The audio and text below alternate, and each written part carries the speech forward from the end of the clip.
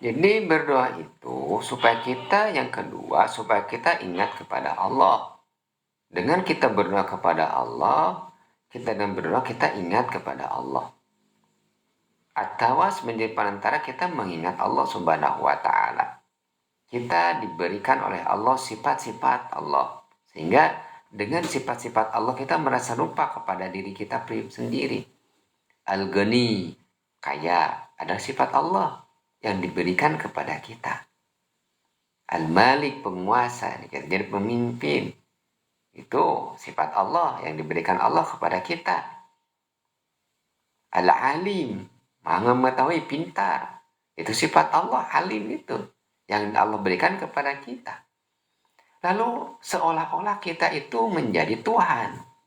Kalau kita tidak berdoa, orang akan merasa dengan berdoa ketika kita diberikan umpama orang kaya. Orang kaya yang tidak berdoa itu akan menjadi sombong. Ketika dia merasa fakir, lalu dia berdoa. Jadi orang kaya yang berdoa itu orang kaya yang merasa dirinya fakir. Bahwa kayaannya itu bukan milik dia tapi dikasihkan oleh Allah. Kita diberi oleh Allah kepintaran. Itu sifat alim. Kalau orang pintar tidak pernah berdoa, tidak ingat kepada Allah, sehingga dia sombong dengan kepintarannya. Lalu orang yang pintar yang merasa dirinya bodoh, dia akan diingatkan oleh Allah dengan berdoa. Dengan berdoa dia ingat bahwa ilmu itu dikasih oleh Allah, sehingga dia tidak sombong dengan ilmunya. Jadi dengan berdoa dia akan ingat kepada Allah Subhanahu wa taala. Seorang pemimpin, dia ada sifat Allah, Malik yang Al-Aziz. Dia tidak akan lupa kalau tidak ingat sifat pribadi, sifat kemanusiaan. Dia adalah fakir, butuh. Gitu. Allah tidak butuh, sehingga dia berdoa. Kadang berdoa dia ingat Allah. Bahkan orang soleh pun dia tidak akan merasa soleh karena kesolehan diberikan oleh Allah Subhanahu wa taala, sehingga orang soleh pun yang ibadah dia akan merasa dirinya banyak dosa. Jadi fungsi doa itu adalah taat tawassut ila dzikrillah, menjadi perantara untuk beringat kepada Allah Subhanahu wa taala. Lalu yang ketiga, dengan berdoa itu al-ghayah. Doa itu gaya, tujuan. Tujuan kita adalah doa at-taqarrub ilallah. Tujuan doa itu at-taqarrub ilallah. Mendekatkan diri kita kepada Allah dengan berdoa. Kita hamba harus dekat kepada Allah, yang pemilik, yang bisa membimbing kita. Sehingga dengan berdoa kita dekat kepada Allah, maka akan mempunyai hikmah-hikmah tertentu. Ketika kita dekat kepada Allah, akan merasa sakinatul qulub. Hati kita akan tenang. Dengan kita berdoa kepada Allah, taqarrub kepada Allah, hikmahnya hati kita tenang. Walaupun apa yang kita cita-citakan tidak dijabah oleh Allah, tapi Allah akan berikan ketenangan dulu.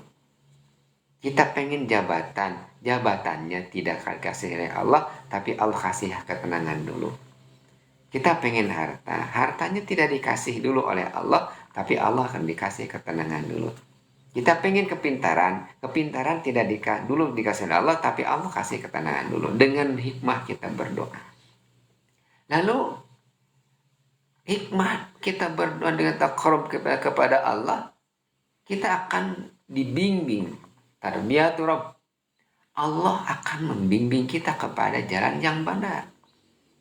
Kita sering berdoa ihdinas siratal mustaqim. Itu dibimbing terus. Kita akan senantiasa diingatkan oleh Allah untuk senantiasa mendekatkan diri kepada Allah. Kita akan terus dibimbing oleh Allah agar senantiasa menjauhi maksiat. Itu bimbingan Allah dengan doa kita. Kita sering berdoa itu akan dibimbing hidup kita ke jalan yang lurus, ke jalan hidayah Allah, ke jalan ketaatan, bukan ke jalan kemaksiatan. Tapi kadang-kadang kita melenceng ke jalan kemaksiatan. Ketika melenceng ke jalan kemaksiatan, Allah tarik lagi ke jalan taat.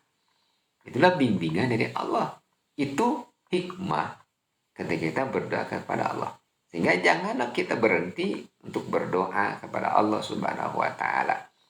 Lalu dengan hikmah berdoa juga kita akan atrauhum bainahum. Kita akan bisa berkasih sayang dengan kita sama. Itu hikmah kita berdoa.